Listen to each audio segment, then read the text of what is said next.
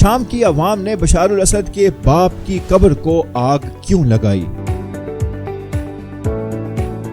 1994 میں ایسا کیا واقعہ پیش آیا کہ بشار الاسد کو لندن کی یونیورسٹی سے شام ہنگامی طور پر بلا لیا گیا؟ 2000 میں حافظ الاسد کی وفات کے بعد 34 سالہ بشار الاسد اپنا اقتدار کیوں نہ حاصل کر سکا کہ شام کا قانون بدلنا پڑا؟ تیونس کے ایک سبزی فروش کے پولیس اہلکار کو تھپڑ سے شروع ہونے والی بغاوت نے 54 سالہ اسد خاندان کا اقتدار کیسے مٹی میں ملیا میٹ کر دیا؟ پورا شام تباہ و برباد ہو چکا ہے۔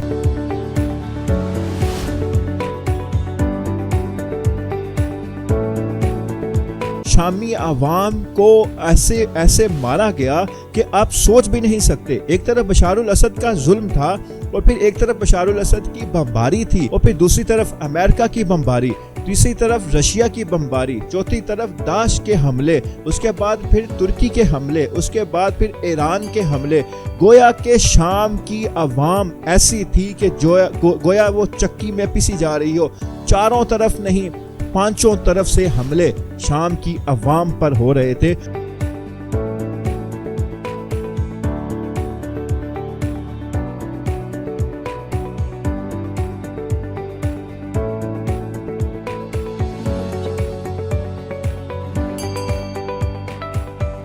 بسم اللہ الرحمن الرحیم، السلام علیکم ناظرین، آپ دیکھ رہے ہیں ڈیجیٹل دعویٰ نیٹ ورک اور میں ہوں حماد حمید۔ ناظرین، شام کے حکمران بشار الاسد نے ایسے کیا اعمال کیے تھے، ایسے اس کے کیا گناہ تھے کہ شام کے باغی گروہوں نے، شام کی عوام نے بشار الاسد کے باپ حافظ الاسد کی قبر کو آگ لگا دی؟ ہم مسلمان کسی کے مرنے کے بعد وہ چاہے لاکھ گناہ گار ہی صحیح، وہ زانی ہو، وہ کوئی بھی اس نے گناہ کیا ہو، مگر اس کے مرنے کے بعد ہم اس کی قبر کو بخش دیتے ہیں۔ مگر شام کے مسلمانوں نے، شام کی عوام نے بشار الاسد کا غصہ اس کے باپ کی قبر پر نکالا اور دن دہاڑے اس کی باپ کی قبر کو آگ لگا دی۔ یہ جو سکرین پر آپ مناظر دیکھ رہے ہیں، یہ کسی اور جگہ کے نہیں ہیں، یہ کسی اور قبر کے نہیں ہے، کوئی لاوارث قبر نہیں ہے۔ یہ 54 سال تک جو خاندان شام پر حکمران رہا، اس کے سربراہ، اس خاندان کے بڑے حافظ الاسد، بشار الاسد کا باپ، اس کی قبر ہے کہ شامی عوام نے اپنا غصہ اس کی قبر پر نکالا اور اس کی قبر کو آگ لگا دی۔ ناظرین، یہ مناظر ہمیں کیوں دیکھنے کو ملے؟ آخر بشار الاسد کا گناہ کیا ہے؟ آخر حافظ الاسد کا گناہ کیا ہے؟ انہوں نے شامی عوام کے ساتھ ایسا کیا سلوک کیا کہ شامی عوام نے مرنے کے بعد بھی اس کی قبر کو بھی نہ بخشا؟ چھوٹے چھوٹے بچوں نے بشار الاسد کے مجسمے پر انہوں نے پیشاب کیا۔ آخر بچے کے اندر، بوڑھے جوان کے اندر، عورتوں کے اندر یہ غم و غصہ، یہ نفرت کیسے پیدا ہو گیا؟ آج ہم اس ویڈیو میں دیکھیں گے۔ ناظرین، بشار الاسد 1965 میں حافظ الاسد کے گھر پیدا ہوا۔ بشار الاسد اس وقت پیدا ہوا جب شام میں، مشرق وسطیٰ میں اور یہاں تک کہ دنیا کے دیگر حصوں میں بڑی تبدیلیاں دیکھنے کو آ رہی تھی۔ اس وقت عرب قوم پرستی نے جمال عبد الناصر کی صدارت کے ساتھ بہت سے ممالک، بالخصوص مصر کی علاقائی سیاست کو متاثر کر کے رکھ دیا تھا۔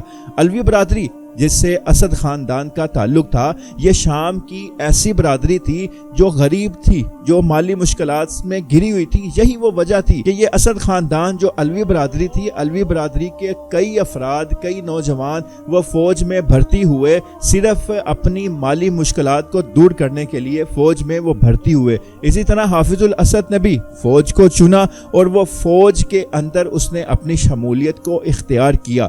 حافظ الاسد نے اقتدار کو مستحکم کیا، فوج کے اندر تو وہ آ گیا، مگر اپنے اقتدار کو، اپنی سیٹ کو وہ مستحکم کرتا گیا اور یوں 1971 میں وہ اپنی ذہانت کے بل بوتے اس نے اپنا مقام یہ کر لیا کہ 1971 میں وہ شام کا صدر بن گیا اور 2000 تک اپنی آخری سانس تک وہ شام کا صدر رہا۔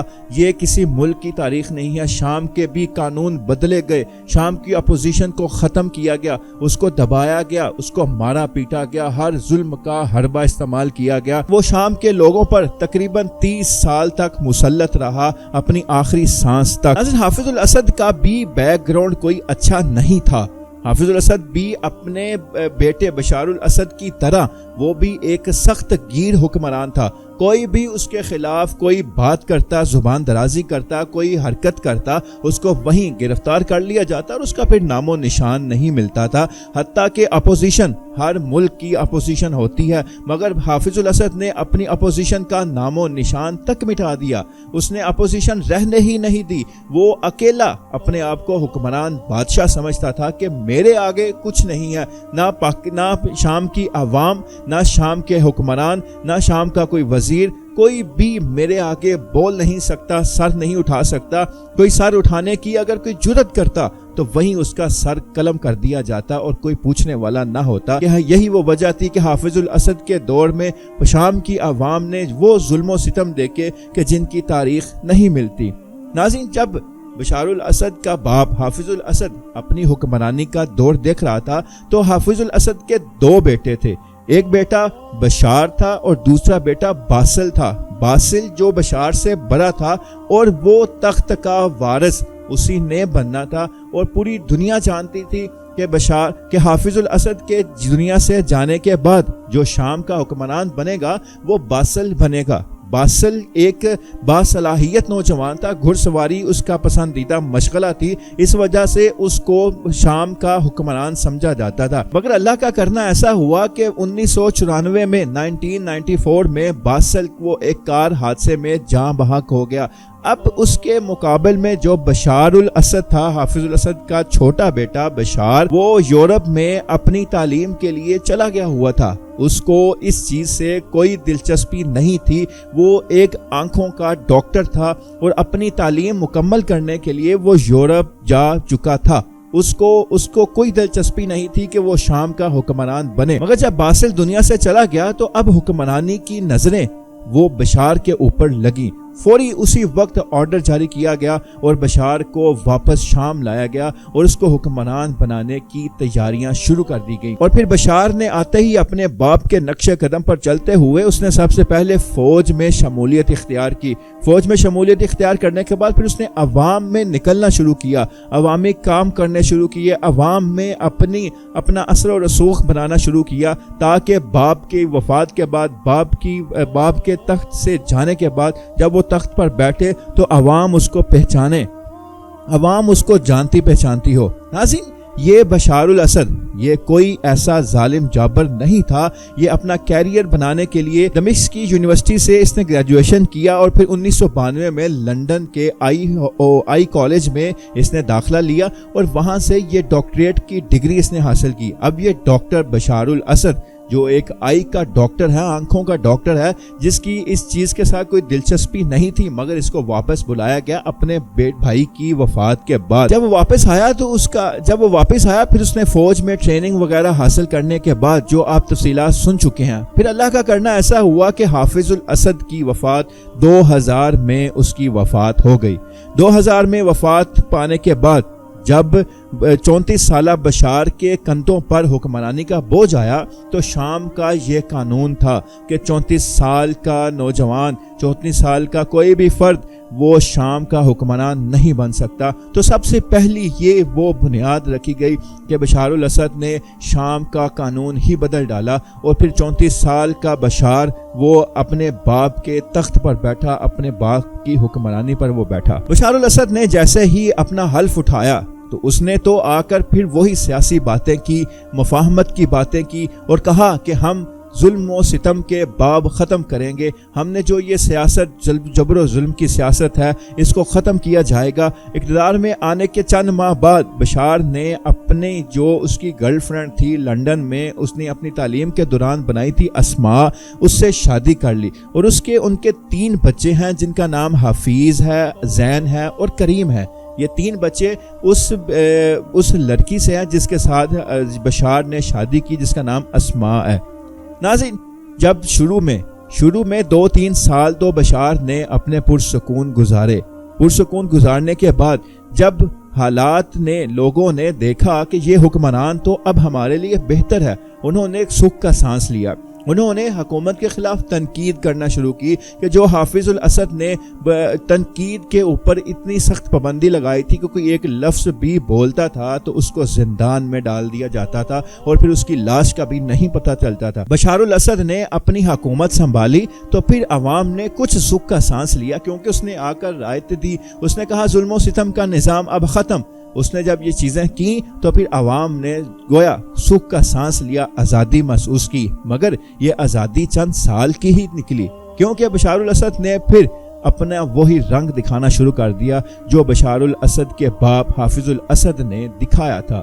مگر عوام نہیں جانتی تھی کہ حافظ الاسد کو بھی دنیا بھول جائے گی کہ جب اس کا بیٹا آ کر تخت پر بیٹھے گا۔ ناظرین، 2003 میں عراق میں ہونے والی جنگ، اس جنگ میں بشار الاسد نے امریکہ کا ساتھ نہیں دیا، جس کی بنیاد پر اس کو یہ ڈر تھا کہ اگر میں آج عراق کا ساتھ نہیں دوں گا تو ہو سکتا ہے کل کو میری باری ہو اور شام کا بھی یہی حال ہو جو آج عراق کا ہے۔ تو پھر امریکہ بہادر نے غصے میں آ کر شام کے اوپر پابندیاں لگائیں، شام کے اوپر اقتصادی، فوجی اور ہر قسم کی پابندیاں لگا دی گئی، اور یہ وہ پہلی وجہ تھی کہ بشار نے اپنی عوام کے اوپر ظلم و ستم کا باب کا آغاز کیا، وہ ظلم و ستم کا آغاز کر دیا گیا۔ ناظرین، یہ 10 سال ایسے ہی گزر گئے، بشار الاسد کی حکمرانی کے 10 سال ایسے ہی گزر گئے، جس میں عراق کی جنگ، افغانستان کی جنگ کے بعد حالات عالمی طاقتوں کے ساتھ شام کے حالات کچھ بہتر نہ رہے، تعلقات خراب ہونے لگے۔ تو پھر یہ 10 سال گزر گئے، 10 سال میں اس نے وہی جبر و ستم کے اپنے پہاڑ ڈھائے رکھے، جبر و ستم کا اپنا وہ نظام قائم رکھا جو باپ چھوڑ کر گیا تھا۔ شروع کے 2 سال اس نے عوام کو تھوڑی ریلیکسیشن دی، مگر اس کے بعد اس نے وہی ریلیکسیشن ختم کی اور وہی اپنے باپ کا انداز حکمرانی اس نے اپنا لیا۔ ناظرین، اب بات شروع ہوتی ہے کہ بغاوت کہاں سے شروع ہوئی۔ ناظرین، 10 سال کے بعد جب عوام نے بشار الاسد کی جبر و ستم کو جب سہ لیا 10 سال تک، تو پھر ایک دن شام کے دمشق میں ایک واقعہ رونما ہوا کہ ایک سبزی فروش نے پولیس والے کو تھپڑ لگایا۔ تھپڑ لگانے کے بعد اس نے پیٹرول خود کے اوپر چھڑکا اور خود کو آگ لگا لی۔ ناظرین، یہ وہ واقعہ تھا کہ جو وائرل ہوا پورے شام میں، اور پھر وہاں سے شامی عوام میں بغاوت شروع ہوئی۔ بشار الاسد کی حکومت کے خلاف لوگوں نے ہتھیار اٹھا لیے، لوگوں نے اس کے خلاف ڈنڈے، گنے، جو چیز ان کے پاس موجود تھی وہ بغاوت پر اتر آئے۔ اور یہ وہ پہلا دن تھا بغاوت کا جب بشار الاسد نے اپنی حکمرانی میں بغاوت کو شروع ہوتے دیکھا۔ تو پھر جب اس نے اس چیز کو دیکھا تو پھر وہ غصے میں آ کر اس نے وہ کام کیے اپنی عوام کے اوپر۔ ایک دشمن کے اوپر بھی لوگ کیمیائی حملے کرتے ہوئے کتراتے ہیں، کیونکہ یہ عالمی طور پر یہ بین شدہ ہے، مگر کیمیائی حملوں میں نقصان بہت حد تک نقصان ہوتا ہے، شدید قسم کا نقصان ہوتا ہے، مگر بشار الاسد نے اپنی عوام کے اوپر اس نے یہ کیمیائی حملے کیے، جس میں ہزاروں نہیں لاکھوں شامی مسلمان وہ جاں بحق ہوئے، اس دنیا سے چلے گئے۔ ناظرین، اسی سال جس سال یہ بغاوت شروع ہوئی تو مارچ میں دمشق کی حمیدیہ مارکیٹ میں لوگوں نے، بچوں نے بشار الاسد کے خلاف نعرے لکھنے کے بعد ان بچوں کو بھی گرفتار کیا گیا اور سدیانہ جیل میں انہیں ڈال دیا گیا، اور بچوں کا بھی آج تک پتہ نہیں چلا۔ تو یہ بغاوت جب بچوں کو گرفتار کیا گیا تو یہ بغاوت اور بڑھتی ہی چلی گئی۔ 2 ہفتے بعد پارلیمنٹ میں ایک خطاب نے بشار الاسد نے اپنے خلاف یہ بغاوت کو اپنے خلاف سازش قرار دیا۔ اس نے کہا کہ یہ عالمی طاقتوں کی سازش ہے، یہ ایک سازش ہے، میں اس بغاوت کو عوامی بغاوت نہیں مانتا، یہ میرے خلاف سازش ہے اور اس کو میں ہر طرح سے کچلوں گا۔ اور پھر یہی بغاوت کچلتے ایک دن پوری دنیا نے دیکھا کہ بشار الاسد کی حکومت کو ہی کچل دیا گیا۔ ناظرین، جب یہ بغاوت شروع ہوئی تو یہ عوامی بغاوت تھی، مگر اس بغاوت کا فائدہ پھر عالمی طاقتوں نے اٹھانا شروع کیا۔ ان عالمی طاقتوں نے ان عالمی طاقتوں نے جب بغاوت کو ابھرتے دیکھا تو اس کا فائدہ اٹھایا. اس میں امریکہ، اس میں رشیا، اس میں ترکی، اس میں چائنا، یہ عالمی طاقتیں اس بغاوت میں شامل ہوئیں اپنے اپنے مفاد کے تحت. رشیا نے، ایران نے وہ اسد کا، بشار الاسد کا انہوں نے ساتھ دیا کہ بشار الاسد کی حکومت قائم رہے، جبکہ امریکہ اور چائنا اور دیگر طاقتوں نے، ترکی نے، انہوں نے باغیوں کا ساتھ دیا تاکہ یہ باغی حکمران جو باغی ہیں وہ شام میں حکمرانی کریں. تو اس لیے جب یہ طاقت دو جگہوں پر بٹ گئی تو پھر یہ ایک عالمی تنازع بن گیا، کیونکہ دونوں طرف طاقتیں آ گئی. باغی گروہ تو باغی گروہ تھے، ان کے ساتھ بھی عالمی طاقتیں مل گئیں. بشار الاسد بھی حکمران تھا مگر اس کے ساتھ بھی عالمی طاقتیں مل گئیں، اور یوں پھر یہ ایک عالمی جنگ شروع ہو گئی. اور پھر عالمی جنگ میں داعش بھی کود پڑی. داعش نے بھی شام کا ایک بڑا علاقہ قبضے میں لے رکھا ہے، اور پھر کرد بھی اس میں آ گئے، انہوں نے بھی شام کا ایک بڑا علاقہ اپنے قبضے میں لے رکھا ہے. یوں یہ عالمی جنگ 10 سال تک جاری رہی. یہ عالمی جنگ 10 سال تک جاری رہی، اور اس جنگ میں شامی عوام کو ایسے مارا گیا کہ آپ سوچ بھی نہیں سکتے. ایک طرف بشار الاسد کا ظلم تھا، اور پھر ایک طرف بشار الاسد کی بمباری تھی جو شامی عوام کے اوپر ہوتی تھی، اور پھر دوسری طرف امریکہ کی بمباری، تیسری طرف رشیا کی بمباری، چوتھی طرف داعش کے حملے، اس کے بعد پھر ترکی کے حملے، اس کے بعد پھر ایران کے حملے. گویا کہ شام کی عوام ایسی تھی کہ گویا وہ چکی میں پسی جا رہی ہو. چاروں طرف نہیں، 5 طرف سے حملے شام کی عوام پر ہو رہے تھے. اور شام کی اگر آپ صورتحال ابھی دیکھیں تو شام پورے کا پورا کھنڈر بن چکا ہے. چند علاقے ہیں جو بچے ہوئے ہیں، مگر پورا شام تباہ و برباد ہو چکا ہے. یہ 10 سال کی جنگ نے شام کو کہیں کا نہیں چھوڑا. اب شام کی اگر صورتحال دیکھیں تو ایک حصے پر کرد قابض ہے، ایک حصے پر باغی گروہ قابض ہے، ایک حصے پر بشار الاسد قابض ہے، ایک بڑے حصے پر وہ داعش بھی قابض ہوئی بیٹھی ہے. اب جب یہ ظلم کا نظام ایسے چاروں طرف سے عوام گھری ہوئی ہو، ظلم و ستم کی چکی میں پسی ہوئی ہو، تو پھر جب عوام کے باغی گروہ وہ جو بغاوت شروع ہوئی تھی شام کے اندر سے، تو جب وہ بغاوت اس قدر بڑھتی چلی گئی کہ وہ باغی گروہ اس قدر طاقت ہو گئے کہ انہوں نے پھر اچانک حملہ کیا، اور پھر دمشق پر، حلب پر انہوں نے قبضہ کر لیا، اور بشار الاسد اپنی جان بچا کر بھاگا. اب اس کے بھاگنے کے بعد ایک ظلم کی داستانیں مزید کھلنا شروع ہو گئی. سدیانہ جیل جو عوام کی نظروں سے دور تھی، اس کے اندر ہونے والے ظلم عوام سے دور تھے. جب وہ جیلیں کھلی، جیلوں کے دروازے کھلے، تحقیقات ہوئیں، پتہ چلا کتنے لاکھ لوگ مارے گئے، بشار الاسد نے کتنے لاکھ شامی سنی مسلمانوں کا قتل عام کیا. تو جب یہ چیزیں کھلی تو پھر عوام کی جو نفرت پہلے تھی وہ 2 گنا، 3 گنا اور 4 گنا اس حد تک پہنچ گئی کہ پھر عوام کا غصہ وہ بشار الاسد کی باپ کی قبر کو جلانے تک پہنچا. اور پھر بشار الاسد اور پھر شام کی عوام نے بشار الاسد کے باپ کی قبر کو جلا دیا، اور اپنا غصہ یوں انہوں نے ٹھنڈا کیا. ناظرین، یہ وہ ظلم کا ایک داستان ہے، ظلم کا ایک باب ہے جو بند ہوا. اللہ تعالیٰ ہر ظالم کو ایک ڈھیل دیتا ہے. جب تک وہ ڈھیل اس کو ملتی ہے تو وہ ظالم اپنے آپ کو دنیا کا سب سے طاقتور انسان سمجھتا ہے کہ میں جو چاہے کر سکتا ہوں، مجھے کوئی پوچھنے والا نہیں ہے. مگر جب اللہ رسی کھینچتا ہے تو سب سے پہلے اس کا اقتدار ہی جاتا ہے. وہ پھر بھاگتا ہے، چھپتا ہے، پھرتا ہے کہ مجھے کہیں جگہ مل جائے، پناہ مل جائے، مگر اس کو کوئی پناہ نہیں ملتی، کیونکہ یہ اللہ کا فیصلہ ہے کہ جو ظالم ظلم کرتا ہے جب تک اس کے اوپر ظلم وہ ویسا نہ ہو جائے اس کو موت نہیں آ سکتی. تو بشار الاسد کا بھی انجام کچھ اچھا نہیں ملتا، نہ اچھا نظر آ رہا ہے. اللہ تعالیٰ سے میں دعا گو ہوں کہ اللہ تعالیٰ اس دنیا میں جتنے بھی ظالم جابر حکمران ہیں سب کا انجام اس دنیا کی رہتی دنیا کے لیے عبرت کا نشان بنے. آمین ثم آمین.